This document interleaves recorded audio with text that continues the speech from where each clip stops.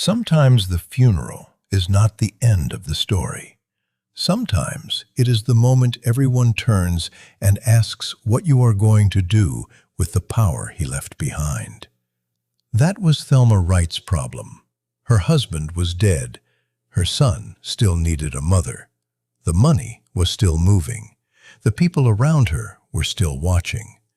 And the world that had protected her family yesterday was the same world that could destroy it tomorrow. She had two choices: walk away with nothing and try to rebuild a normal life, or step into the empty space her husband left behind. By the end of this story, you will understand how a woman who was supposed to disappear after her husband's murder became one of the most unusual figures in Philadelphia's underground economy, and why the power she inherited eventually became the thing she had to escape. Thelma Wright's story is often sold with one word: queenpin. It is a word that sounds cinematic. It sounds glamorous. It sounds like fur coats, fast cars, hotel rooms, jewelry, cash, men opening doors, and a woman walking through a violent world like she owned the air. But that is the fantasy version. The real story is harder. Because Thelma Wright did not enter that world as a cartoon villain or a movie queen. She entered it first as a young woman in love, then as a wife, then as a mother, then as a widow standing over a life that had suddenly been ripped open. The money came with silence. The lifestyle came with fear. The power came with bodies. And when she finally told the story years later, the point was not that she had been untouchable. The point was that no one in that world is untouchable for long. Before the name, before the reputation, before the documentaries, before people looked back and tried to turn her life into a legend, Thelma Wright was a girl from South Philadelphia. She was not born into the version of the story people expect. She did not come from chaos in the simple way crime shows like to package it. Her early life was not one long fall from the first frame. She grew up in a household that wanted more for her. She went to Catholic school. She played sports. She saw a world beyond the block and had enough ambition to imagine herself in it. That matters, because it breaks the easy explanation. It would be simpler to say Thelma Wright was always headed toward the drug world, that the path was written from the beginning, that a certain kind of neighborhood produces a certain kind of outcome, and everyone inside it is just waiting for the script to start. But real lives are not that clean. Thelma had choices, but those choices existed inside a city where legal opportunity and illegal money stood very close to each other. Philadelphia in the 1970s was a city of row homes, churches, corner stores, working families, collapsing industries, and neighborhoods where everyone knew who had money before anyone knew how they got it. Respectability was one economy. The street was another. And sometimes the street paid faster. Thelma wanted more than survival. She wanted movement. She wanted a life that felt larger than what was immediately available. She studied. She worked. She left Philadelphia for Los Angeles for a time, trying to build something of her own, trying to experience a version of life that was not trapped inside the same old streets. But Philadelphia pulled her back, and when she returned, she met the man who would change everything. His name was Howard Wright. Most people knew him as Jackie. Jackie Wright was not a small-time hustler trying to look important. In Philadelphia's drug economy, he was connected, respected, feared, and understood. He operated in a world tied to the black mafia, a world where heroin money, street discipline, reputation, and violence had already built their own shadow government inside the city. To a young woman meeting him, Jackie could look like success. Not street corner success, something bigger. He had presence, he had money, he had confidence. He had the calm of a man who believed he could make things happen. Thelma would later describe falling deeply in love with him. And that phrase matters too, because love is often the door people walk through before they understand the building. At first, the lifestyle did what the lifestyle always does. It disguised the danger. There were clothes, cars, trips, money, access. The feeling that rules applied differently when Jackie was in the room. The sense that problems could be handled, bills could be paid, doors could be opened. People who once ignored you now noticed you. People who once looked past you now remembered your name. That is how the drug economy sells itself to people near the top. It does not introduce itself as death. It introduces itself as abundance. For Thelma, Jackie's business created a double life. On the surface, they were a couple building a family. They had a son. They had plans. They had the domestic language of home, protection, motherhood, love, and future. But behind that domestic life was an economy that did not stop at the front door. The money did not come clean just because it entered the house. Every dollar carried a story. Someone had sold something. Someone had bought something. Someone had been used. Someone had been threatened. Someone had been harmed. Someone had looked away. Someone had carried risk from one city to another so another person could sit at a dinner table and feel safe. That was the illusion Thelma lived inside. The house could feel protected. But the business that paid for the house was built on danger. Jackie understood that danger better than anyone. Men in his position do not live long by accident. They learn when to speak, when to be silent, when to move, when to send someone else, when to trust, when to threaten, when to leave town, and when to get their family away from the center of the fire. At times, Thelma and her son were removed from Philadelphia, placed at a distance, especially in Los Angeles, where the family could breathe differently. But distance in the drug trade is never simple. Los Angeles was not only escape, it was also part of the map. It was another city where money, supply, contacts, and opportunity moved through the same hidden channels. Thelma's life became divided between worlds, mother and wife, Philadelphia and Los Angeles, home and business, safety and risk. She could stand inside a normal family scene and still know that the phone could ring and change everything. She could be with her child and still understand that the life surrounding that child was not safe. She could enjoy what the money provided and still sense the price waiting somewhere beyond the next corner. That is the part people miss when they romanticize women connected to men in the drug trade. They imagine luxury as freedom. But luxury can be a cage if the people paying for it are also the people who can take it away. Thelma was married to power, but she was also married to the consequences of power. Then the consequences came home. Jackie Wright was murdered. His death did not arrive like a clean plot point. It arrived like a message. The man who had provided money, structure, protection, and danger was suddenly gone. The same city that once recognized him as powerful now had to process the fact that power had failed to keep him alive. For Thelma, the murder created a kind of silence most people will never understand. It was not only grief, it was calculation forced into grief. A widow is supposed to mourn. A mother is supposed to protect her child. A woman whose husband has been murdered is supposed to be surrounded by sympathy. But in that world, sympathy does not replace income. Sympathy does not settle debts. Sympathy does not stop people from asking what happens next.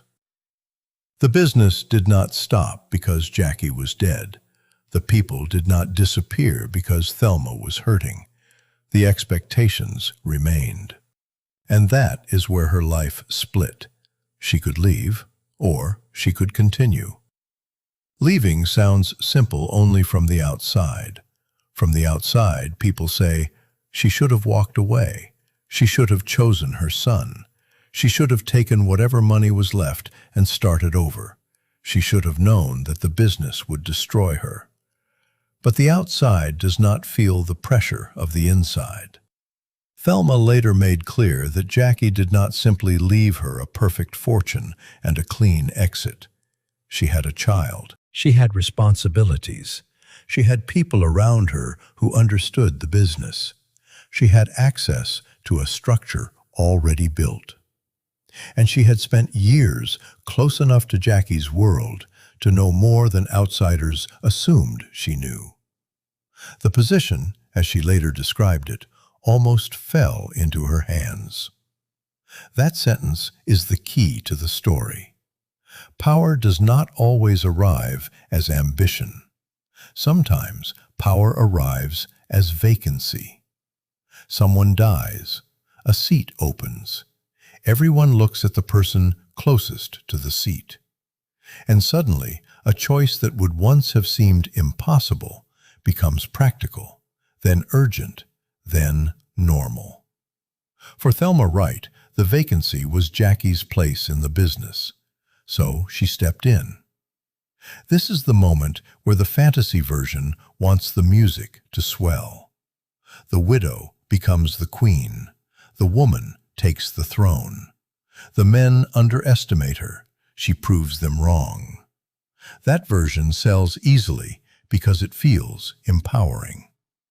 But it also lies by omission. It leaves out the people hurt by the business. It leaves out the paranoia. It leaves out the fact that every victory in the drug economy requires someone else to absorb risk. It leaves out the slow damage done to a person who must become harder in order to survive. Thelma did take control, but control did not mean peace. Her work connected Philadelphia and Los Angeles. She became involved in moving cocaine and heroin between both cities, operating in the same type of bi-coastal world that had once looked like Jackie's domain. The details matter less than the structure. She was no longer just near the business. She was inside it. And being inside it as a woman made her different. Not because women were absent from the drug economy. Women had always been there, carrying, counting, hiding, laundering, answering phones, holding houses, passing information, taking risks, serving time, raising children while men disappeared, and absorbing the damage that men's reputations created. But a woman, publicly recognized as a boss, was different. The street economy of that era was built on a masculine mythology. Men were supposed to lead. Men were supposed to enforce. Men were supposed to command fear. Women were often expected to be attached to power, not to hold it. Thelma Wright disrupted that expectation. She was not just someone's girlfriend watching from the passenger seat. She was not just a wife spending money her husband made. After Jackie's death, she became a decision-maker inside a world that did not usually give women that kind of room, unless they had already proven they could survive inside pressure. That gave her a certain advantage. Some people underestimated her. Some saw the widow before they saw the operator. Some assumed grief would make her weak. Some assumed motherhood would make her cautious. Some assumed a woman could not command the same kind of respect in a business built on threat. But underestimation can be useful. If people do not believe you are the one making decisions, they may say more around you than they should. They may delay their fear. They may misread your calm. They may think the real power must be somewhere else until the money tells them otherwise. Thelma learned to move through that. But every advantage had a shadow, because the same men who underestimated her could also resent her. The same world that tolerated a woman with money might not tolerate a woman with authority. The same contacts who dealt with Jackie might test whether they could push her. The same business that rewarded toughness could punish any visible hesitation. So she had to become what the role required, not what childhood imagined, not what motherhood preferred, what the role required. That is one of the most brutal parts of the story. Thelma Wright did not simply inherit a business.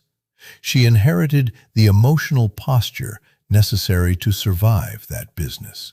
She had to learn when to trust people who could not be trusted.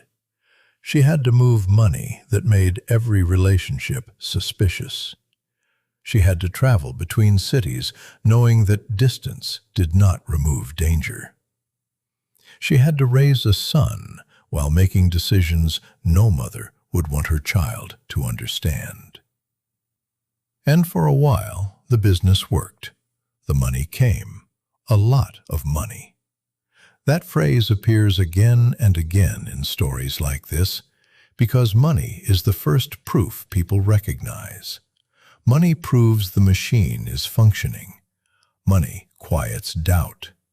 Money turns grief into momentum. Money turns fear into routine. Money allows a person to believe that the risk is being compensated. But money also lies. It tells you that because you survived yesterday, you understand tomorrow. It tells you that because the last trip worked, the next one will too. It tells you that because the people around you smile, they are loyal. It tells you that because you have cash, you have control. Thelma Wright's years in the business were not a clean rise. They were a tightening circle. At the beginning, the lifestyle could still look like a choice. There was motion, excitement, money, status, the rush of being underestimated and proving people wrong. There was the feeling that she had turned tragedy into command. There was the practical need to provide for her son. There was the emotional refusal to simply collapse after Jackie's death. But the longer she stayed in, the clearer the cost became. The drug economy does not allow you to keep only the parts that serve you. You do not get the money without the threats. You do not get the respect without the envy. You do not get the connections without the surveillance. You do not get the lifestyle without the fear that someone is watching the lifestyle and calculating how to take it. That is the part that slowly changes a person. Thelma had to live with violence not as an abstract possibility, but as weather. It could arrive at a club, on a street, in a phone call, through a friend, through a rumor, through a wrong look from the wrong person. It could arrive even when you were not the target, because proximity itself becomes a risk. The death of Jackie had already taught her that the business could reach anyone. But after she took over, the lesson became personal in a different way. Now she was not only the widow of a murdered man. She was someone others might want to remove, rob, expose, use, or punish. Every success sharpened the target. And as the years passed, the line between Thelma Wright, the mother, and Thelma Wright, the boss, became harder to maintain. A double life can work for a while when both halves obey the border. But criminal money does not respect borders. The danger follows the money. The fear enters the house. The child grows older. The questions become harder. The sense of being protected gives way to the knowledge that protection is temporary. This is why the queen pin fantasy fails. It treats power as a costume. The real power was a burden. The fur coat, the car, the cash, the title, those are easy to film. They are easy to sell in a thumbnail. They are easy to compress into a myth. But the real story is what happens inside a person who has to wake up every day and remember that the life she built after a murder could end the same way. Thelma began to see the business differently, not all at once. No one leaves a world like that in one clean emotional moment. The exit forms slowly. A thought becomes a hesitation. A hesitation becomes discomfort. Discomfort becomes fear. Fear becomes a plan. But even the plan is not simple, because leaving the drug economy is not like quitting a job. There is no resignation letter.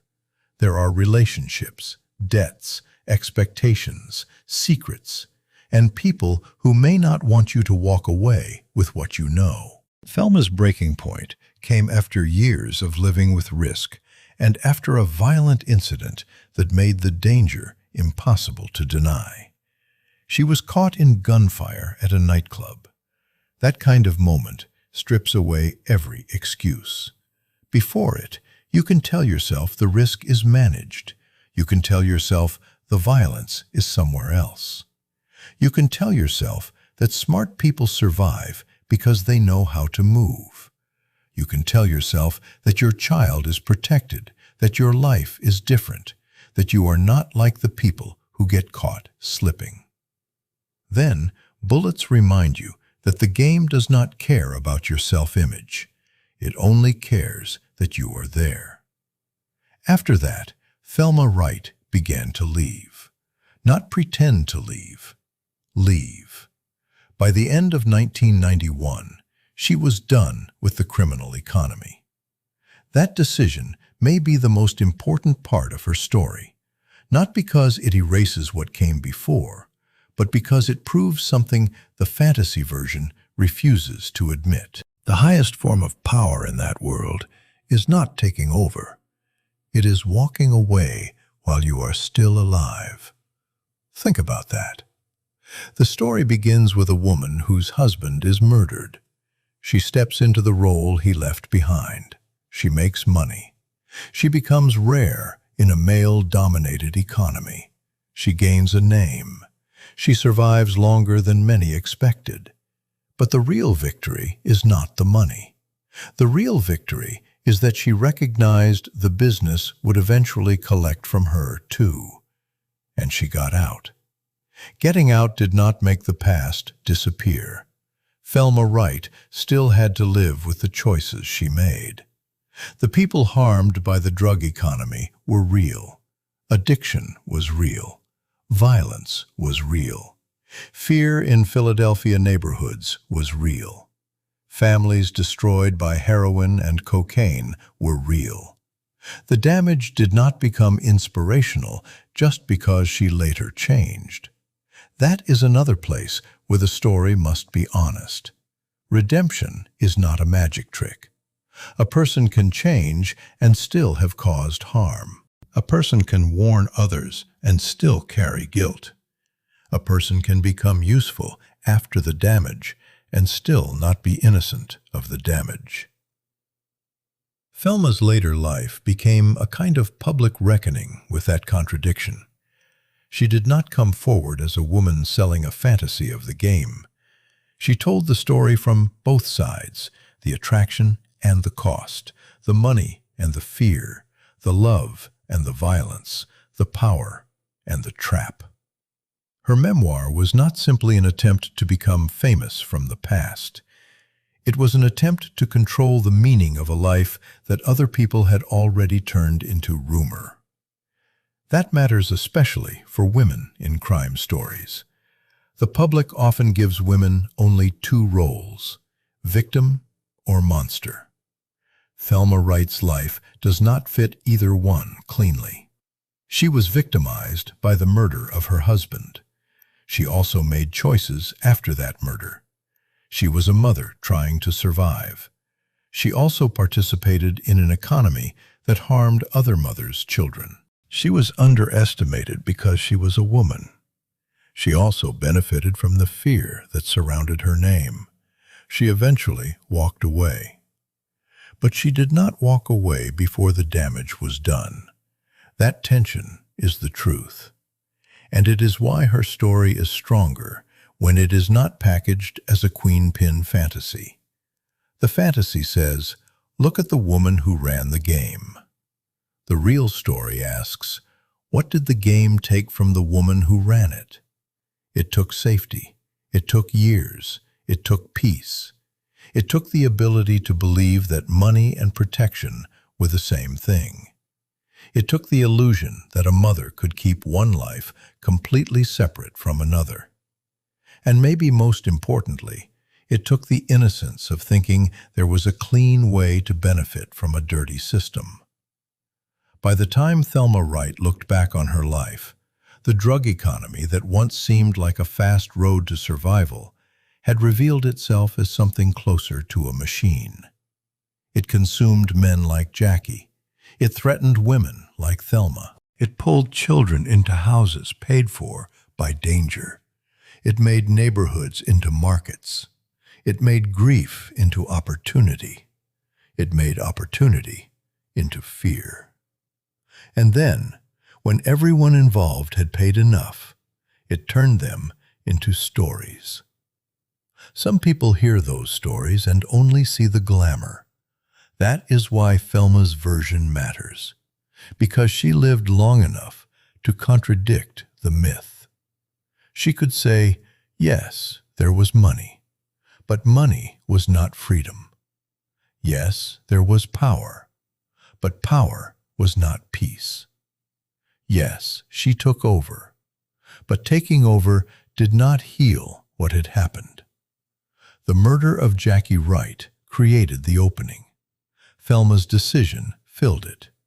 The years that followed proved she could operate in a world that was never designed to accept women at the top. But the same years also taught her that the top of that world is still inside the world.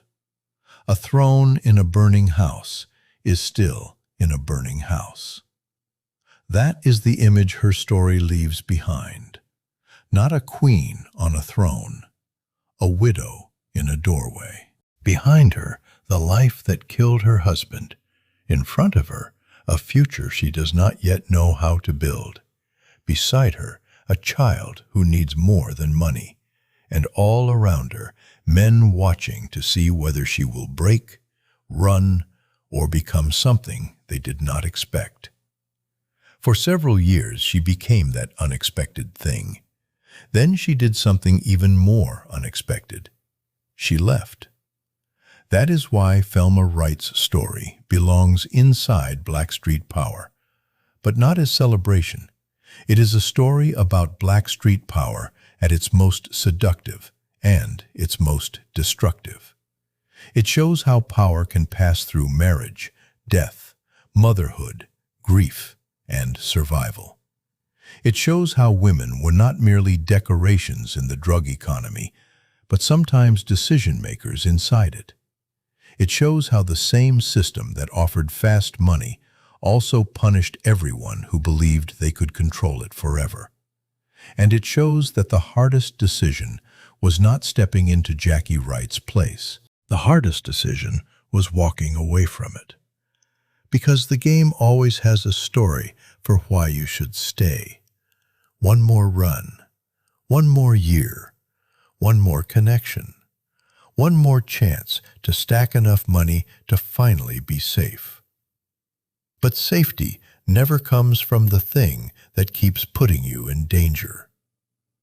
Thelma Wright had to learn that after the cars, after the cash, after the funerals, after the gunfire, after the fear, after the years of pretending that survival and success were the same thing. They were not the same. Survival meant getting out alive. Success meant having the courage to tell the story without turning it into a lie.